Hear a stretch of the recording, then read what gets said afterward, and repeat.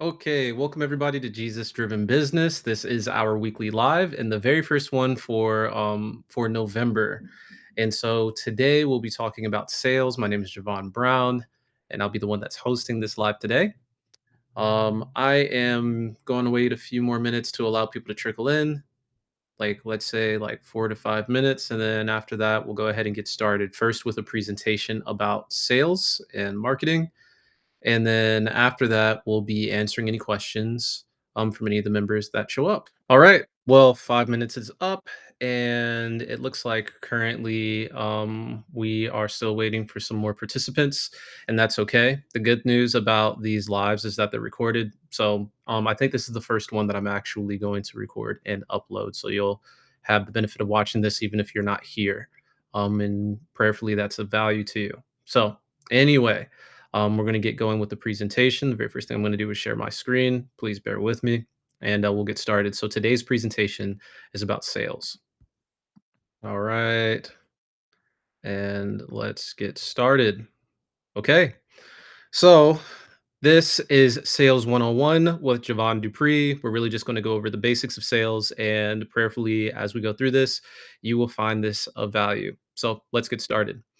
Sales is about solving problems and providing value. It is not about pushing products. It's about building relationships. I think this is really important, and we definitely need to focus on this whenever we're thinking about sales and how we approach sales. So step one in terms of like doing this well is knowing your audience. Understand your ideal client's needs, pain points, and goals. Right. So I have a question for you. How do you ID your ideal client's needs, pain points, and goals? I'll give you a second to think about it. What is the number one way or the best way to identify your ideal client's their pain points, their needs, or their goals? Okay. Um, let's look at the answer. The best way to ID your ideal client's needs, pain points, and goals is to ask them. Right. So yeah, we want to just ask them what their pain points are, what their needs are, what their goals are, why they were attracted to what it is that we're offering. This is going to give us the information needed for us to deliver value to them. Right. This is also how we start building relationships and giving value. We want to build trust and credibility, right? We want to share our expertise through content, testimonials, and case studies. Popular platforms for reviews. If we're looking to gather testimonials, that's going to be something like Google. So you can set up a Google My Business profile. You can set up a free Trustpilot account. You can set up a Yelp account for free. You can also have a Facebook business page, right? And so these are all things that are valuable. Facebook is great, especially if we want to focus on social media marketing, because people can actually give star ratings and leave reviews and testimonials on our Facebook page that other people can see, and we can also use this to get new leads, right? And ultimately to schedule content, stuff like that. But that's a whole thing on marketing, and right now we're focusing on sales, right? Sales 101, right? We always want to be authentic and transparent throughout the sales process as well as when we're marketing, right? We want to create value driven offers.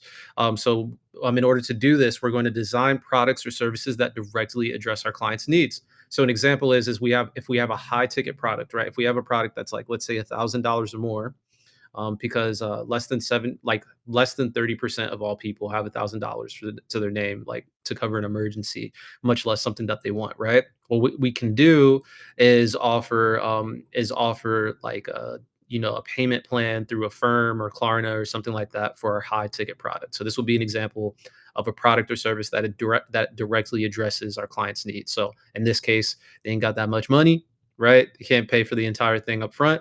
So we offer a payment plan, right? We want to focus on the benefits of what it is that we have to offer and not just the features, right? So that means communicating effectively.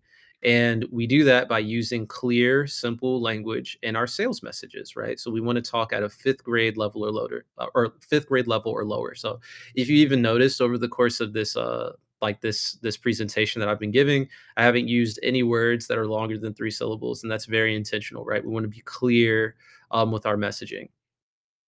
We also want to practice active listening and ask thoughtful questions. And an example of this will be the bird test. So the bird test is actually something that you can see on TikTok and Instagram right now. It's a little bit of a viral trend where wives and girlfriends are basically asking their partners, asking the men in their lives, or telling the men in their lives that they saw a bird. And the way that that men answer indicates whether they're actually listening or not, whether they are actively listening. So if a guy says something like, "Oh, well, that's nice. Glad you saw a bird." That's not really active listening. Active listening would be engaging with what they said and asking for more questions or adding something. So in the next slide, I'm going to share a little bit. I'm going to share a video of a positive example of the bird test.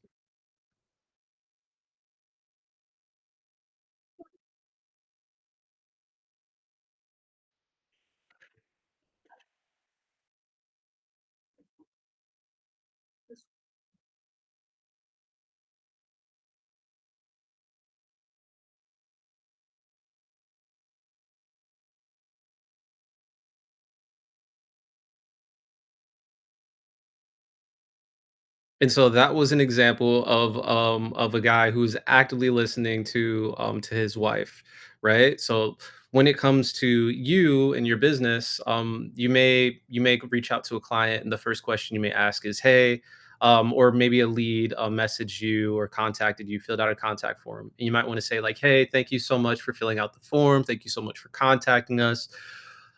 So what exactly made you want to reach out?"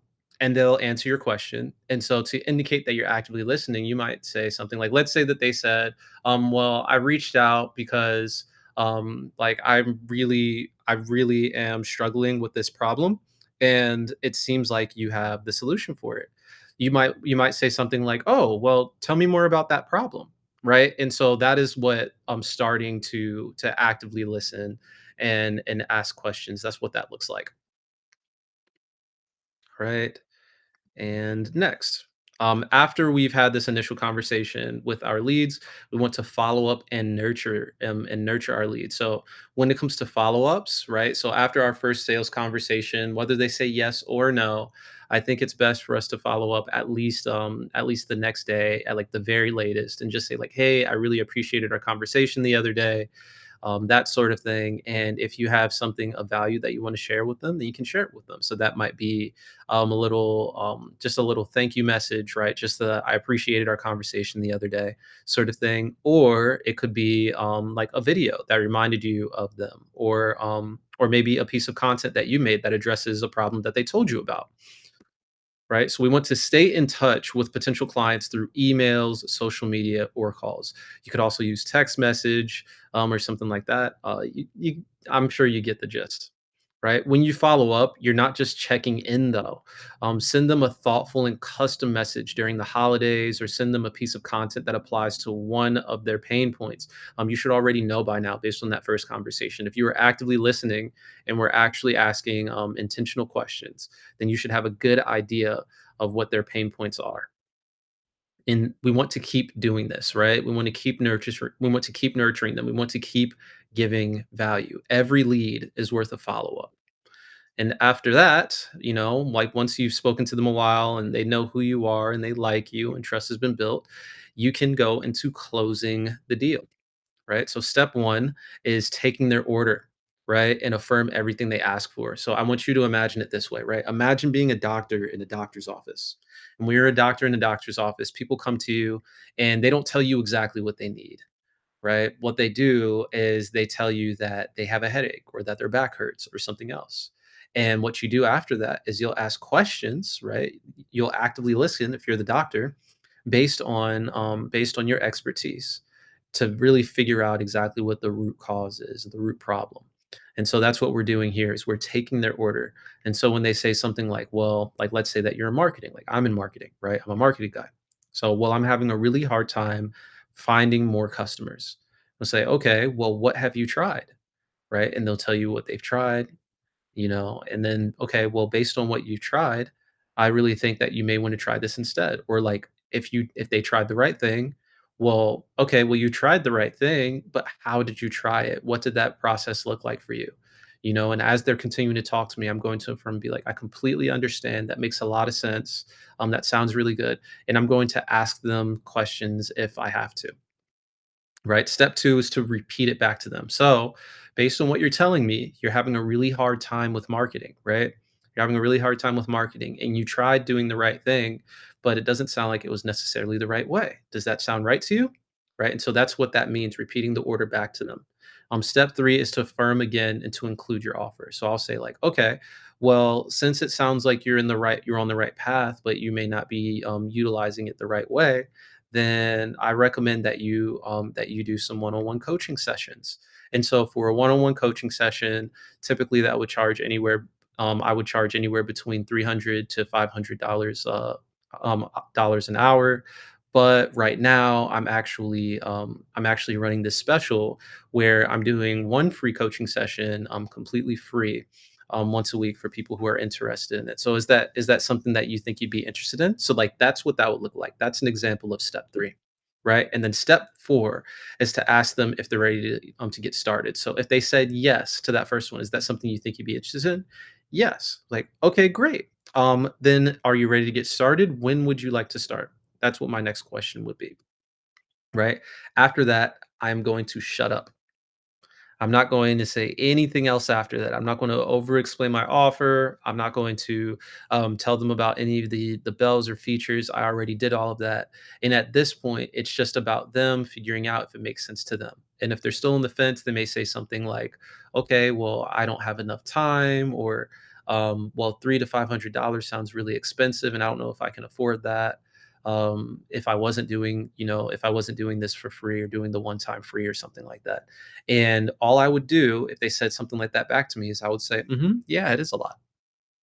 And I would just continue to be quiet. I'm not going to explain the offer to them. I'm going to let them work it out for themselves. The most common objection is I have to think about it. And this is how we respond. We say, okay, no problem. I completely understand. Just out of curiosity, what exactly do you have to think about? And so me asking this question is allowing them to really open up and tell me what the problem is. Because the thing is that when I'm in front of them, when you're in front of your ideal client, right, you're their number one source of information, their number one source when it comes to getting what it is that they're looking for. They came to you in the first place because they already want the thing. They're already interested in what it is that you have to offer, right? So all you need to do is just really understand what the hurdle is for them and see if there's a way that you can work it out for them. If it's too expensive, well, that's the reason why we have payment plans. If it's a time issue, then maybe we want to talk to them about a time that would work for them. Like, okay, well, what about Mondays? What about Tuesdays? What about Wednesdays? Are mornings better or are the evenings better? What actually works for you? Right? Once they answer, we're going to provide solutions. And then bonus, we can use this response. We can use responses to this question to build out a list of frequently asked questions for ourselves and find the answers. So if you don't know the answers up front, that's okay. You can say, I don't know. You can say, okay, I understand. I look forward to hearing from you again. And you can just write their question down. You can find the answer or figure out if there's something that you need to do in terms of like changing your business model to make it make more sense later. Whatever the case is, that's okay, right? But you can basically write down the questions, find the answers, and whenever that question comes back up, you will then have the answer written down and prayerfully in your mind after that. So anyway, this has been Sales 101 with Javon Dupree, and I hope this presentation gave you some value. And if there are any people in the live, then we will be taking questions. Okay. So right now, it looks like there is no one who wants to ask any questions, which is okay. Um, but it does mean that I need to rethink my offer in a way, in a real way. And the best way to teach or to lead is by example. So that's what we'll be doing. There were earlier this week there were 5 people who committed to coming to the live today, and right now it doesn't look like any of them came. You might be one of them. Not looking for an apology. That's okay. But what it does mean is that there may be an issue when it comes to time, the timing of these lives. There may be an issue when it comes to how I'm advertising, when it comes to the interactivity and the engagement. in the live, all of those good things. Whatever the case is, the fact is that it's something that needs to be addressed. And I understand that people will continue to not show up until this thing becomes valuable enough. So anyway, I'm Javon Brown. This has been yet another live with um with two people or less. And whatever the case is, I still hope that this was of value to you. And the reason why I'm being as open and transparent as I am is because when this works, I think it'll be a great piece for people to reference, um, to just show that we don't all start from the top. Nobody starts from the top. We all need to start somewhere. And when it comes to the school community, I'm starting from the bottom, just like everybody else. So anyway, I'm going to turn my microphone and my camera off. I will stay here for 10 more minutes because that's how much time I allotted for this live today. And then after that, I will see you all later.